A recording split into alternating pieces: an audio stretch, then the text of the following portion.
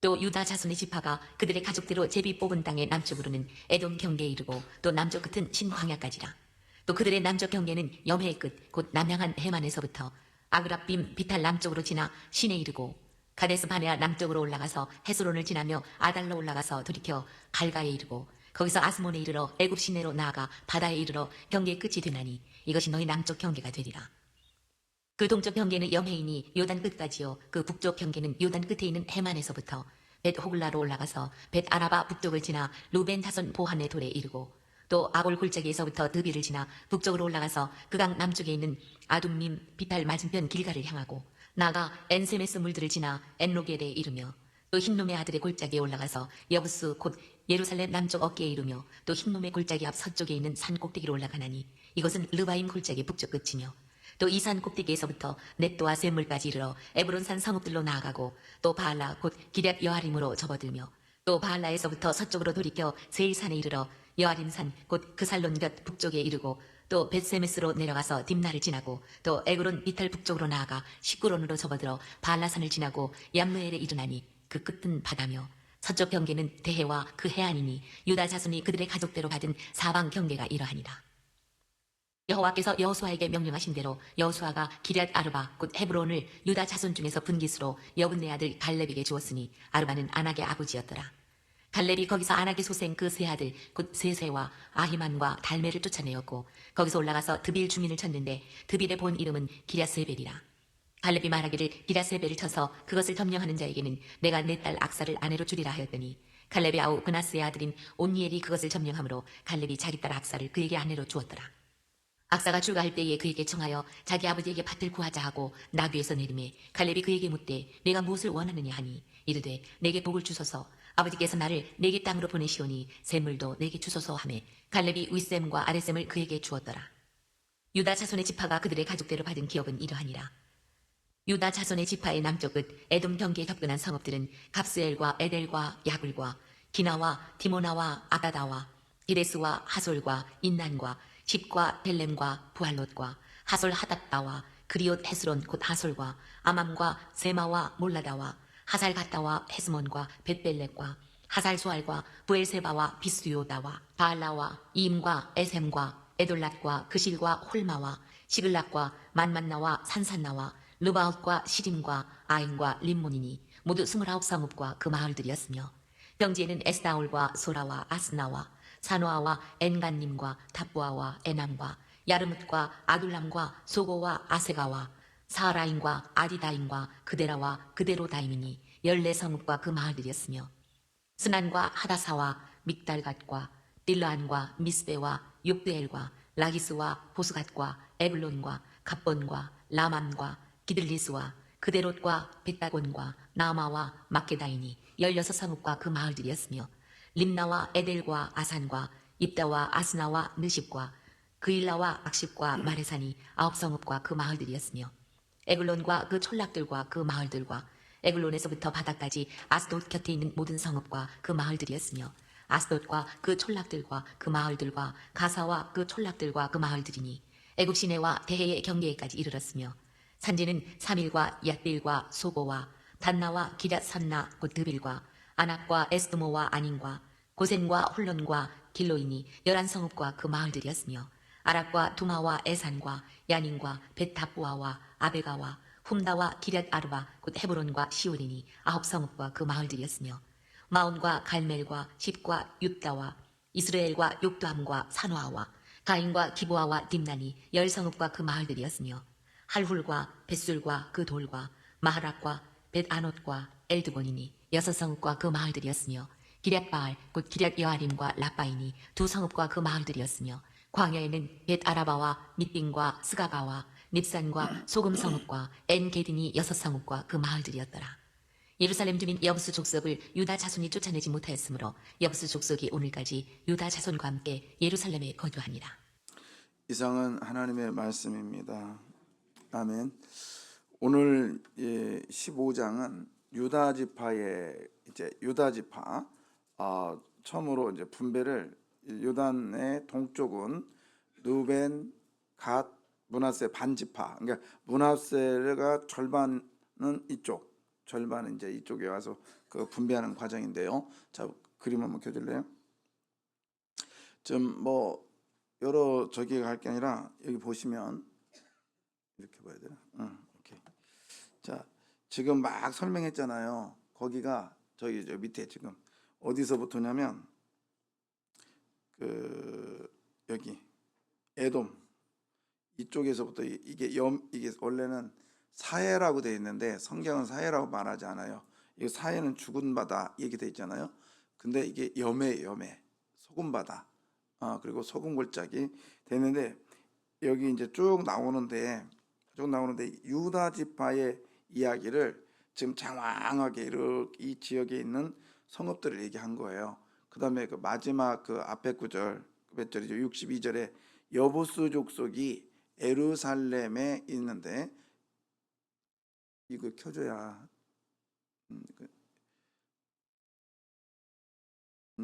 한참 하고 있는데 여기 예루살렘에 여부수 족속이 같이 이제 쫓아내지 못했다라고 하면서 같이 거했다고 하는데 그러니까 이제 우리 생각에는 여부수가 아니 예루살렘이 대단하게 보이잖아요.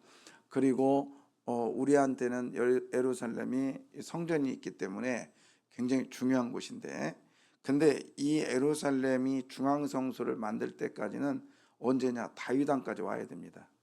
그러니까 여기는 이방이 여부수 족속이 여기를 지금 지배하고 있는 땅이고요. 그다음에 하여튼 유다가 이 전체를 지금 지배하고 있는데 제가 여기다 47이라고 쓴 것은 47절에 보면 애굽 시내라고 되어 있는 게 있거든요. 그래서 쓰는 거고 자 여기 보면 그 갈렙이 이 산지를 주십시오 했던 때거든요. 여기 헤브론이에요. 그래서 원래는 이 헤브론이 처음에 우리나라도 이제 개성에서 평양에서 개성에서 그다음에 한양으로 이렇게 옮기듯이 여기가 이 이스라엘의 여기가 도읍지였습니다. 그러니까 서울 수도였어요. 그러다가 여기서 이제 그 다윗이 이거를 옮기죠. 이쪽으로 다윗 시대까지 하는데 이 시므온 지파가 나중에 사사기에 보면 유다와 함께 다 갑니다. 유다와 함께 하는데 그래서 이 유다 지파의 시므온 지파가 이 안에 이제 껴 있어요. 그러다가 나중에 이 지파는 없어져 버립니다. 여기 편입이 돼요. 왜 그러냐면 이 부에시아바 있잖아요. 부에시아바의 이 여기서부터가 이만큼이 강우량이 500도 채 안 돼요. 그러다 보니까 이 네케브라는 뜻은 뭐냐면 우리 성경에 보면 남방이라는 뜻이 있거든요.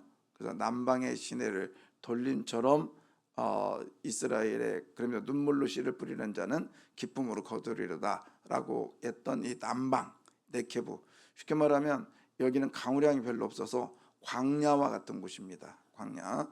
그래서 이제 이렇게 돼 있고 사실은 이 그림도 정확하지 않아요. 왜냐하면 가데스 바네아가 여기가 아니라 조금 더 이쪽으로 가야 되고 그다음에 또 여기에 이제 특별한 게 뭐냐면 그 에시온 게멜이라고 여기 항구 도시가 있거든요. 지금도 여기가 국제 도시인데 여기 이제 그 솔로몬 시대 때 여기 최고의 그 항구 도시고 이렇게 돼 있는데 여기가 나오지 않아요. 그래서 이제 뭐 학자들마다 이게 지금 의견이 뭐 정확하다 안 하다 하는데 사실은 그게 중요한 게 아니라 우리 성읍들 잘 모르거든요. 지금 쭉 나온 60몇 개 성읍이 잘 모른단 말이에요.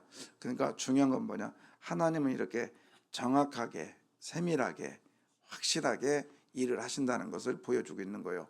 그러니까는 우리 성읍들이 쫙 나오잖아요. 지금 모른단 말이에요. 시대가 흘러가면서도 지금 성읍이 있는 성읍이 있고 없는 성읍이 있고 대부분 모른단 말이에요. 저도 이스라엘 그렇게 갔어도 여기 모르는 성읍들이 되게 많아요.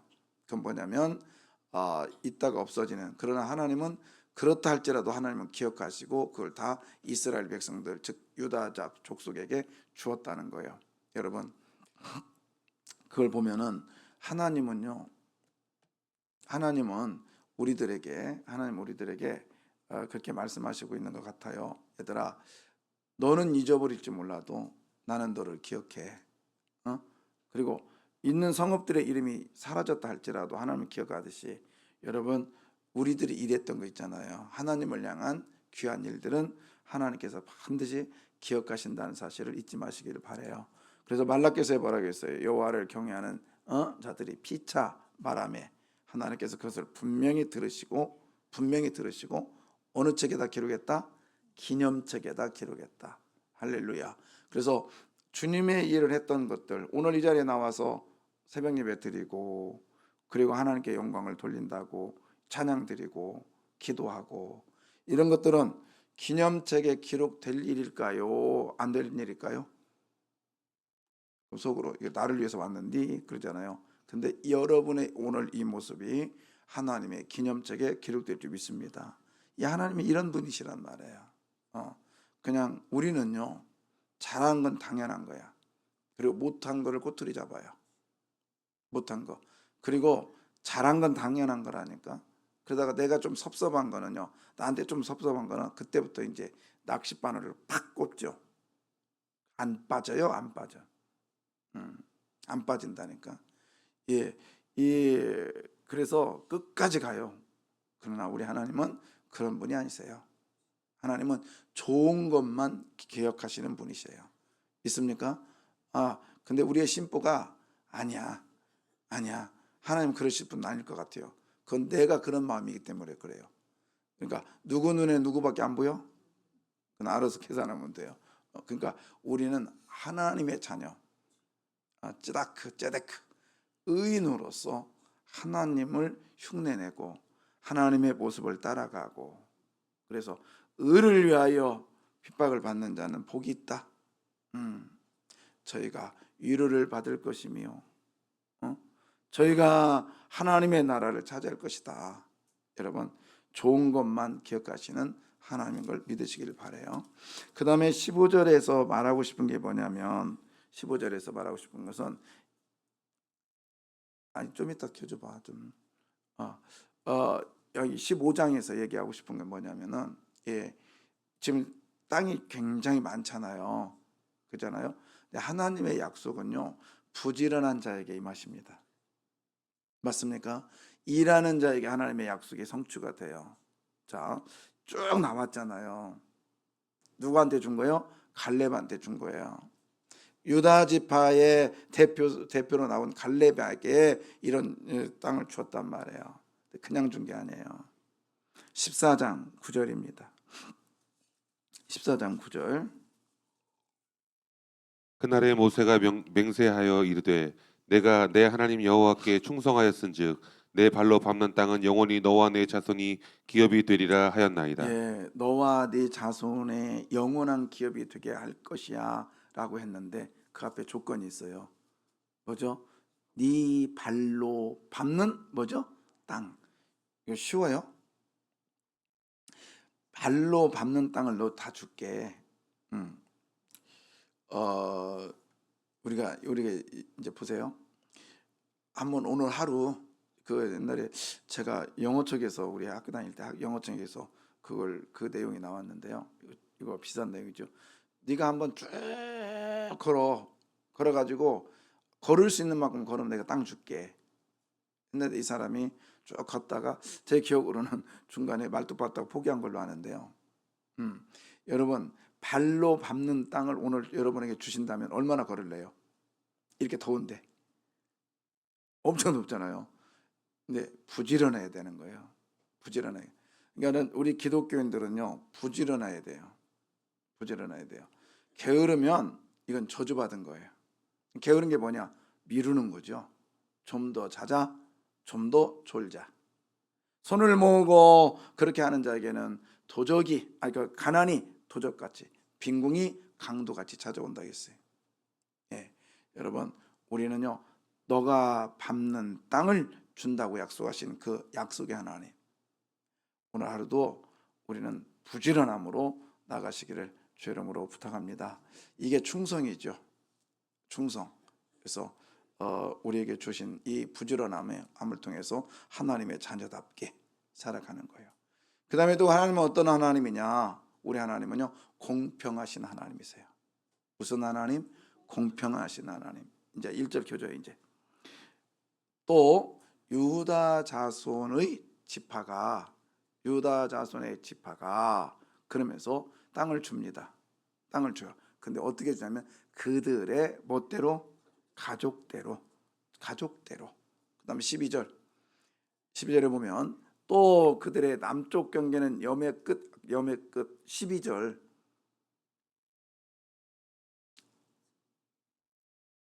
이렇게 하면 안 된다니까. 서쪽 경계는 대와 그 해안이니 유다 자손이 그들의 멋대로 가족대로.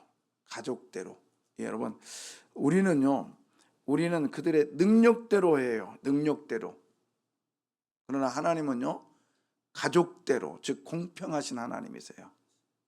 자본주의는요, 그래서 우리가 이게 이제 우리는 자본주의, 그 다음에 공산주의라고 하는데, 아니요, 제가 그랬잖아요. 공산주의는 있을 수 없다고요. 뭐죠? 사유주의라고요.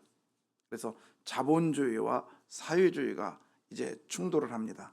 그럼 뭐가 나오냐? 공산주의가 나온다겠죠. 또 공산주의가 또 충돌을 해요. 이게 공산주의, 자본주의가 되는 거죠. 그렇게 해서 이제 해겔의 변증법에 정반합 하다 보면 언젠가 파라다이스가 올 거야라고 했던 것이 해겔의 변증법에서 나온 게 공산주의, 마르크스 레닌주의잖아요. 근데 나오질 않아요. 왜? 안 나옵니다. 제가 최근에 어떤 그 짤막한 영화를 잠깐 봤는데 거기서 보니까 미국인하고 소련, 러시아 사람하고 이제 대결을 합니다. 그런데 서로 파이팅, 그러니까 권투인가 내실인가 하는데 거기 이념의 이야기를 해요. 이념의 이야기. 미국 사람은 뭐냐면 우리는 열심히 하면 우리는 차지할 수 있어. 그랬더니 러시아 사람이 뭐라냐면 나는 열심히 하면 우리 식구들이 다 같이 먹을 수 있어. 근데 그런 날은 안 오더라. 여러분, 이 땅에는요 절대 공산주의가 이룰 수가 없어요.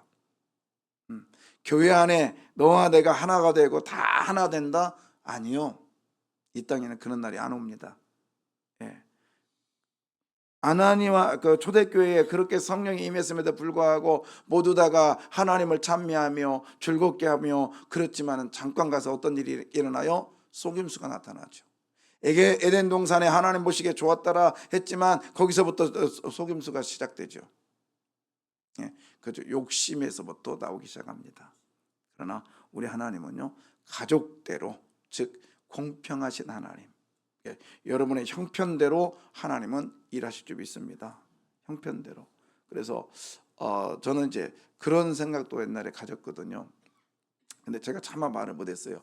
이제 우리 부교육자들 사역할 때 그런 생각이 있어요. 부모님 모시는 교육자에게는 또 페널티를 좀 더 줘서 교회에서 이제 좀 더 드리고, 그 다음에 자녀들이 많으면 거기에 맞게 좀 더 줘야 되겠다, 이런 생각을 가졌어요. 그리고 해보려니까 내가 얘가 셋이네, 우리 집이 더 많아요. 그래서 그런 말이 나올 것 같아요. 지가 많으니까. 그래서 이제 저도 이제 애들 다 보내고 나서 나중에 좀 대 앞에 놓고는 이거 한번 해보고 싶어요. 가족대로 그들에게 사례를 주는 거예요. 저는 그거 한번 해보고 싶다니까요. 그래서 우리가 이런 것들, 근데 지금도 이렇게 좀 보면은 그게 이제 사실 어려워요. 이 세상은 능력대로 보상이 오기 때문에. 그러나 우리 하나님의 사람은 하나님은 어떤 대로? 가족대로. 그래서 공평하신 하나님. 그래서 오늘 이 자리에 저와 여러분이 있는 거예요. 맞습니까? 그래서 제가 이 자리에 있는 거예요. 만약에 세상적으로 하면 똑똑한 목사 여기다 데려다 놓을 거 아니에요. 그렇죠? 엄청나게 잘 배운 목사 데려다 놓고, 그 다음에 또 그렇게 이렇게 엄청나게 저기 한데 성도들도 똑똑한 사람만 데려다 놓을 거 아니에요. 근데 하나님께서 공평하시기 때문에 오늘 이 자리에 저와 여러분이 있는 줄 믿습니다. 또 이게 설교 들으면 내가 어때서 그러려고 또 좋습니다. 자, 그 다음에 갈렙의 이야기가 이제 계속 또 되는데 17절 보겠습니다. 17절에 보시면 갈렙의 아우 그나스의 아들인 온니엘이 그것을 점령함으로 갈렙이 자기 딸 악사를 그에게 아내로 주었더라. 그거 보면 갈렙은요 이제 참 대단한 사람인데, 잠깐만요, 이제 설명해 볼게요. 자, 여호수아는 민족의 지도자로 세웠다겠죠. 근데 갈렙은 똑같이 정탐권을 갔다 왔단 말이에요. 근데 정탐권을 갔다 와서 여호수아는 지도자로 세워졌는데 갈렙은 뭐가 부족하냐고요? 하나님께 충성한 사람이고 좀 대단한 사람인데 갈렙은 유다 지파의 지도자로만 세움을 받아요. 갈렙의 입장에서는 얼마든지 내가 여호수아보다 못한 게 뭐 있어? 뭐 이렇게 말할 수도 있겠죠. 바꿔 말하면 하나님은 왜 이렇게 열심인 갈렙을 사용하지 않고, 그것도 유다 지파인 갈렙을 사용하지 않고, 요셉의 두 아들, 그것도 요셉의 두 아들 에브라임과 므낫세는요, 우리식으로 말하면 혼혈아예요, 혼혈아. 유대의 그 이스라엘 정통의 애가 아니란 말이에요. 왜? 요셉의 부인이 제사장의 딸, 그 애굽의 제사장의 딸이란 말이에요. 그러니까 에브라임과 므낫세는 혼혈아였단 말이에요. 근데 거기에 에브라임 족속의 사람인 여호수아를 지도자로 세워요. 왜 그럴까요? 근데 갈렙은 말 한마디 안 해요. 그 이유는 저는 그렇게 생각을 해요. 모세가 가나안 저 시내산에 올라갔습니다. 십계명을 받습니다. 그때 여호수아는 어디 있느냐? 시내산 밑에서 기다려요. 근데 그때 나머지 이스라엘 백성들은 뭐예요? 광야에서 뭘 만들어요? 금송아지를 만들어 우상 숭배를 해요. 거기에 누구도 있었을 것이다? 갈렙도 있었을 것이다. 여러분, 하나님이 가장 싫어하는 것 우상 숭배입니다. 그래서 하나님께서, 갈렙도 어쩌면 이걸 알았을 거예요. 그래서 충성이라는 단어를 쓰고 열심히 했다는 단어를 쓰면서 거기에 순응하고 있어요. 자, 이 말은 뭐냐? 여러분, 자기가 생각할 때는 갈렙이 여호수아보다 낫다. 나는 그래도 열심히 했잖아. 우리 조상 때부터 열심히 했잖아. 쟤네들은 혼혈하잖아. 말할 수 있었지만 말하지 않고 오히려 여호수아 앞에서 자기의 머리를 숙입니다. 뭘까요? 여러분, 하나님이 세운 질서에는 우리가 순응하면서 가시기를 바라요. 하나님이 세운 질서를 자기 멋대로 자기가 세우겠다고 하면 하나님 안 기뻐하신다고요. 오늘도 우리는요, 하나님이 세운 이 질서 속에 오신 줄 믿습니다. 아멘이요. 그래서 우리가 이제 특별히 그래요. 디모데한테 네 연수함을 열심히 여기지 못하게 하라. 그래서 저는 우리 세강교회 와서 어릴 때 왔잖아요. 29에 왔으니까. 근데 제가 들었던 얘기가 그랬어요. 최 목사는 애노인이야. 그 소리를 몇 번 들었거든요. 그게 뭐냐면 열심히 거기에 맞춰서 가다 보면 없인 여김을 안 당합니다. 우리는요. 그리고 우리들에게 주어진 일에 대해서 충성하면 하나님께서 일하신 줄 믿습니다. 그가 나보다 못났고 그거 아니요. 그냥 내게 주어진 몫에 열심히 하다 보면 하나님이 역사를 하세요. 근데 그것을 엿볼 수 있는 게 뭐냐면 갈렙이요 뭐라고 하냐면 다음 세대를 준비해요. 다음 세대를 어떻게 준비하냐면 저 땅을 차지하는 사람에게 내 딸 줄게. 이게 이제 사사기에 나오잖아요. 운니엘의 이야기. 근데 운니엘이 조카예요. 조카가 딱 찾아오고 와요. 딸을 줍니다. 근데 뭐라고 하느냐? 자, 18절. 악사가 17절 보겠습니다. 17절에 갈렙의 아우 그나스의 아들인 오니엘이 그것을 점령함으로 갈렙이 자기 딸 악사를 그에게 아내로 주었더라. 예, 자기 딸 누구를 줘요? 악사를 그에게 주는데 딸을 줍니다. 딸을 주는데요. 그냥 준 게 아니라 17절, 18절에 보면은 악사가 이제 딸내미가 출가할 때에 원래 지참금을 조금 주기로 돼 있거든요. 근데 그에게 청하여 자기 아버지에게 뭐죠? 밭을 구하자. 그러니까 내가 유산을 가지고 가겠다는 거예요. 상속을. 근데 이때 여자에게는 상속을 안 줬어요. 안 줬단 말이죠. 그래서 슬보와 딸들이 나중에 달라고 할 때 그에게 줍니다. 왜? 기업의 문제니까. 그런데 나귀에서 내리며 갈렙이 그에게 묻되 네가 무엇을 원하느냐? 예, 여기서 나귀에서 내렸다 이 말은 머리를 조아렸다는 거죠. 자, 그러니까 이제 뭐라고 하냐면 그 19절에 뭐냐면 이르되 내게 뭘 주십시오?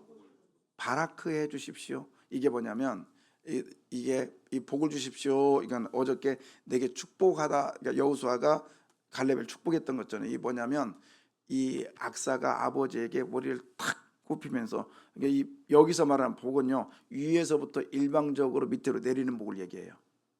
그래서 이게 시편의 복하고는 다르거든요. 이게 뭐냐면 하나님 나에게 일방적으로 주십시오. 이게 악사가 딸내미가 아빠한테 그러는 거예요. 나에게 일방적인 복을 주십시오.